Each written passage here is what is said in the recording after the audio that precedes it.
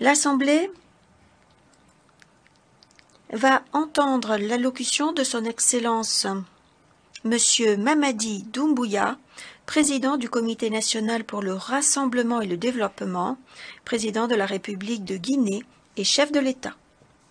Je prie le protocole de bien vouloir accompagner son Excellence. Au nom de l'Assemblée générale, j'ai l'honneur de souhaiter la bienvenue à son Excellence, Monsieur Mamadi Doumbouya, président du Comité national pour le rassemblement et le développement, président de la République de Guinée et chef de l'État, et je l'invite à prendre la parole devant l'Assemblée.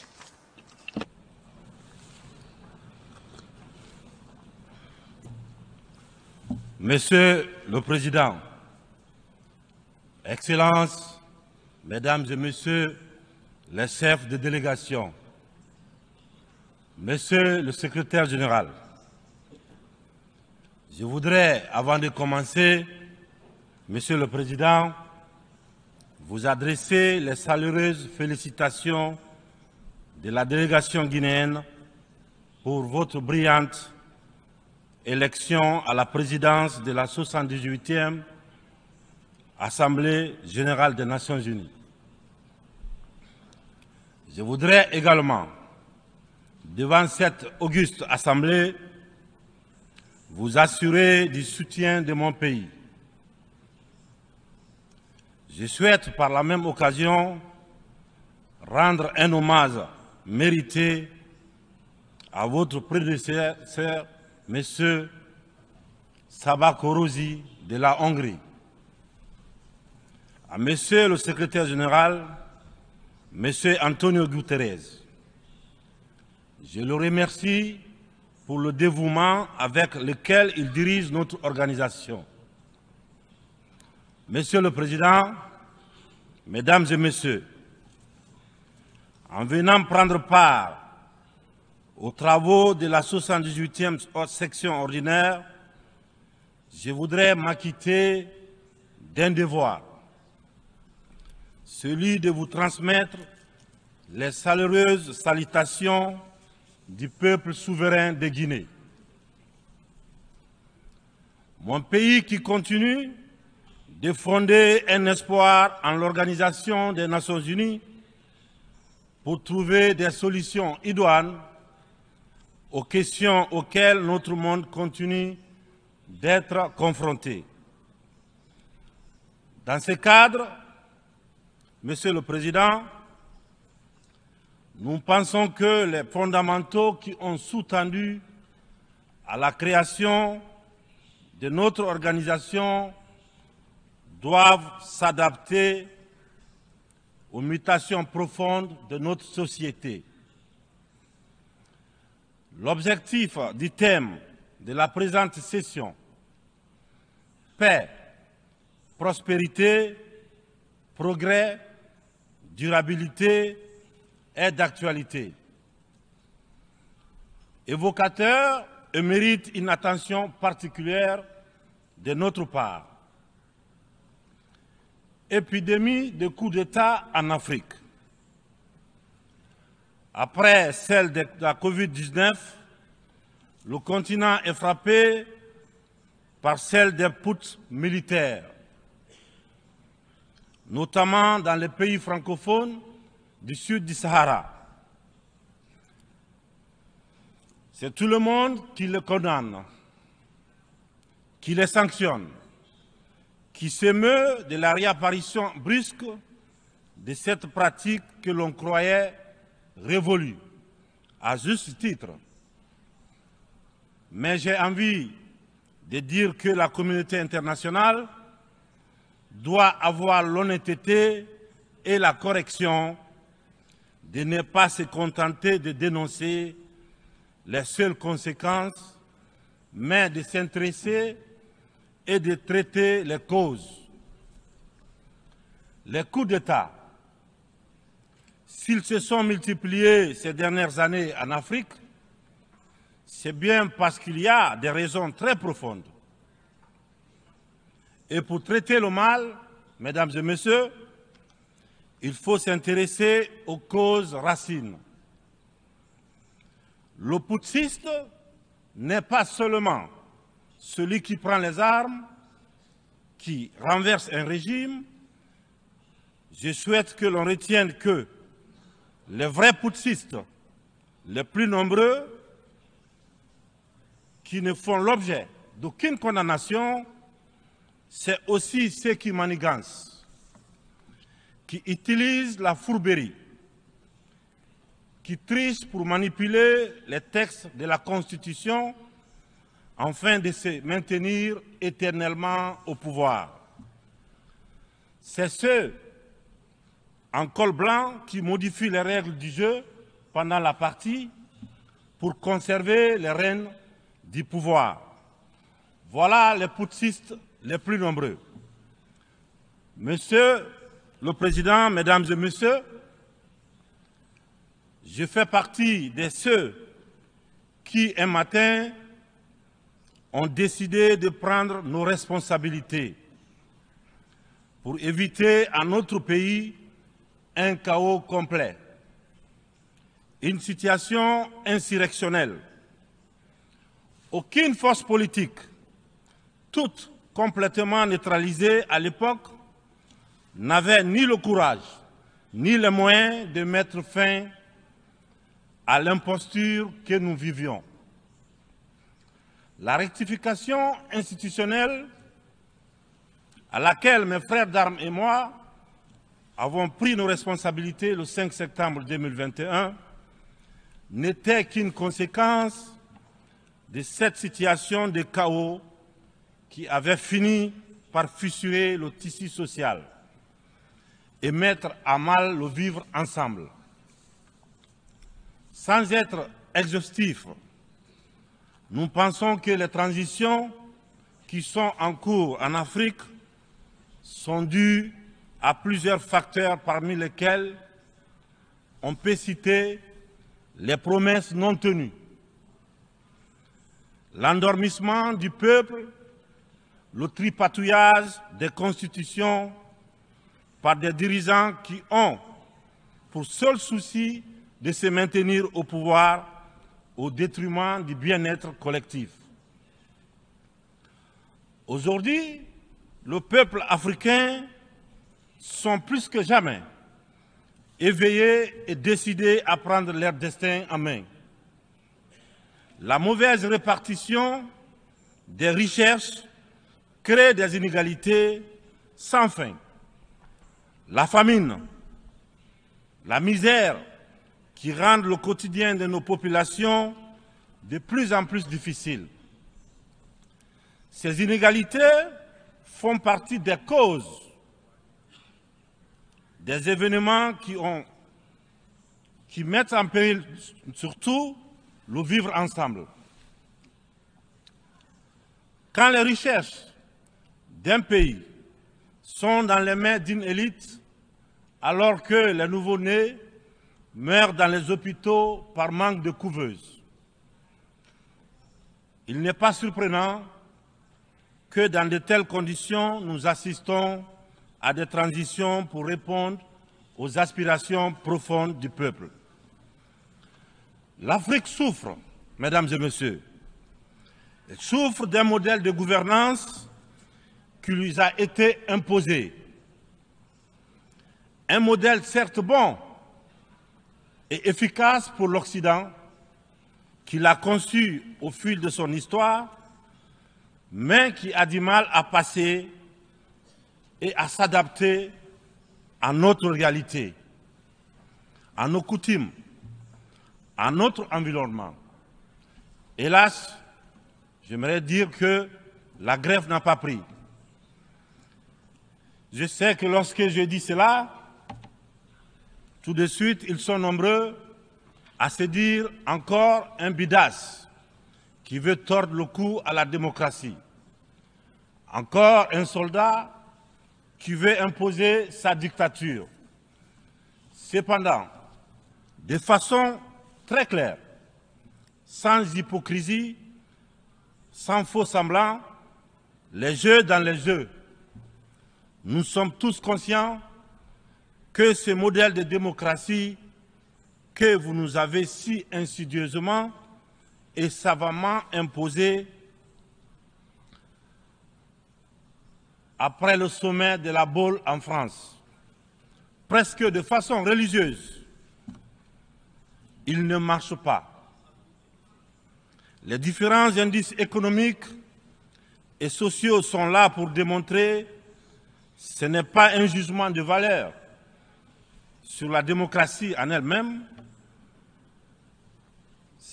Croyez-moi, bien entendu, c'est un constat, c'est un bilan. Sur plusieurs décennies d'expérimentation chaotique de ces modèles dans notre environnement, une période où il n'a été question que des outils politiques, au détriment, bien sûr, au détriment de l'essentiel, qui est l'économie, la transformation de nos matières premières sur place. Permettez-moi de pousser l'exercice de vérité un peu plus loin. Avec ma courte mais intense expérience à la gestion d'un État, la Guinée, j'ai mieux mesuré à quel point ce modèle a surtout contribué à entretenir un système d'exploitation et de pillage de nos ressources par les autres, et une corruption très active de nos élites, des leaders nationaux à qui on a souvent accordé des certificats de démocrates. Et en fonction de leur docilité ou de leur aptitude à brader les ressources et les biens de leur peuple, ou encore de leur facilité à céder aux pseudo-recommandations et injonctions des grandes puissances. Je dois d'ailleurs, dans ce sens, confesser que tout ce à quoi je fais face dépasse l'imagination.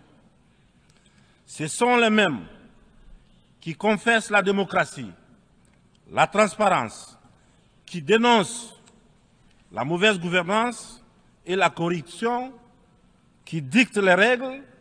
C'est eux qui en offrent très discrètement et sournoisement redoublent de pression pour nous faire céder notre patrimoine dans des contrats léonins. Je comprends certains dirigeants, quelques-uns de mes prédécesseurs, qui, parce qu'ils avaient des fragilités, parce qu'ils étaient sous pression, ou parce qu'ils traînent des casseroles, ou surtout parce qu'ils avaient des agendas politiques, ont cédé à ce qu'on leur demandait. Je les comprends sans les approuver. Certains m'ont même rappelé que si j'avais un agenda politique, je serais moins à l'aise pour mener à bien les réformes auxquelles mon gouvernement et moi nous nous sommes attaqués. Une chose est certaine, nous n'avons qu'une seule préoccupation, le bien-être du peuple et le vivre ensemble. C'est cela notre priorité. C'est pourquoi la transition que je dirige a choisi de se consacrer avec méthode en fixant les objectifs clairs dans un ordre précis. Le social, l'économie et le politique.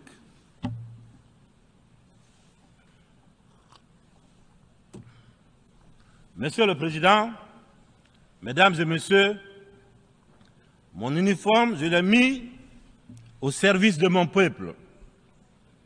Je vous serai reconnaissant de respecter ces serments, de nous tenir à distance respectable des divisions, de toutes sortes, que beaucoup essaient de nourrir dans nos pays. Le Sahel traverse l'une des histoires les plus graves de sa très vieille histoire. Mais elle a les ressorts nécessaires pour y faire face. Son sens légendaire de la diplomatie doit être libéré afin qu'ensemble, nous nous parlions sans interférence.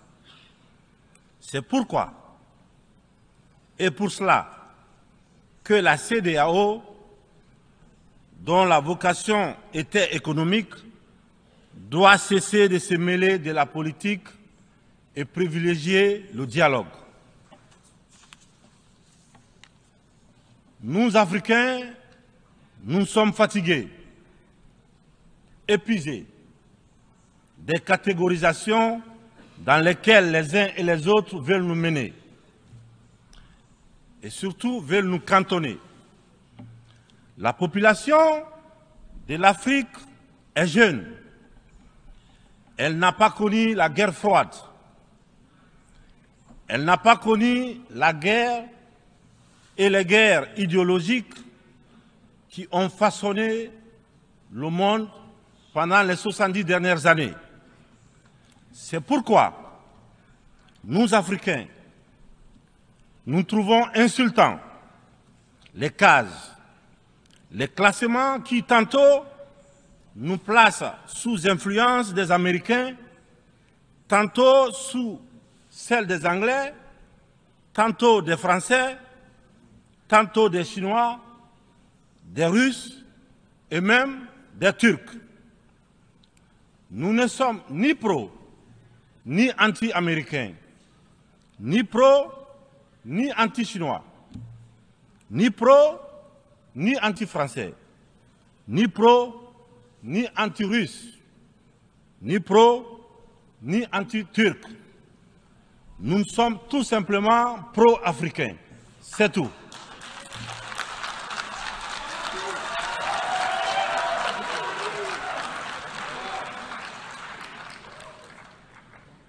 Nous mettre sous la coupe de telle ou telle puissance est une insulte, du mépris, du racisme vis-à-vis d'un continent de plus d'1,3 milliard de personnes. Il est important, dans cette prestigieuse et influente assemblée, que l'on comprenne clairement que l'Afrique de papa, la vieille Afrique, c'est terminé.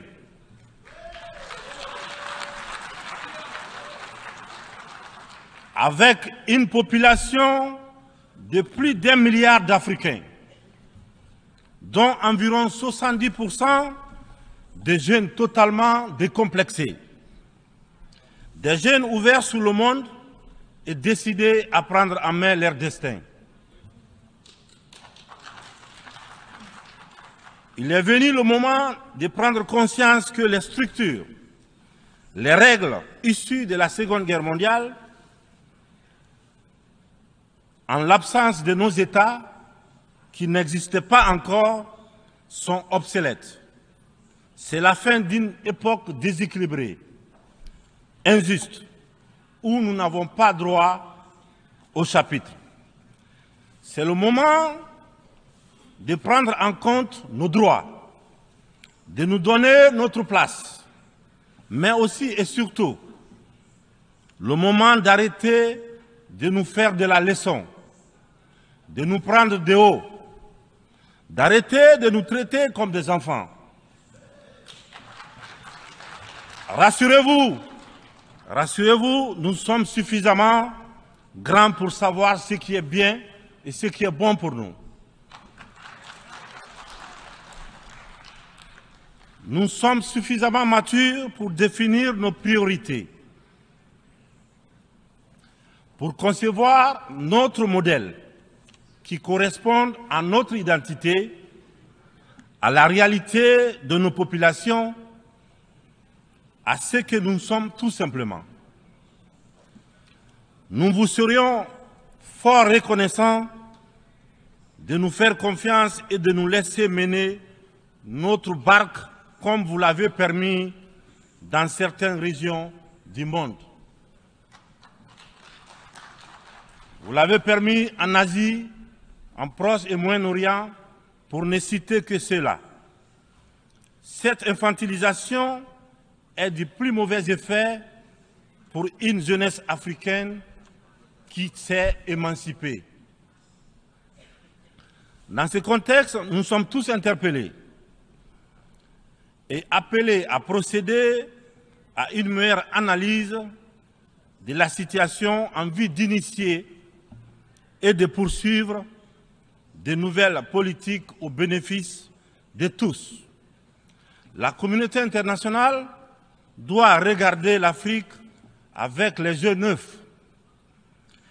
Elle doit entreprendre avec elle désormais une coopération franche dans un esprit de partenariat gagnant-gagnant. Je vous remercie de votre attention. Merci.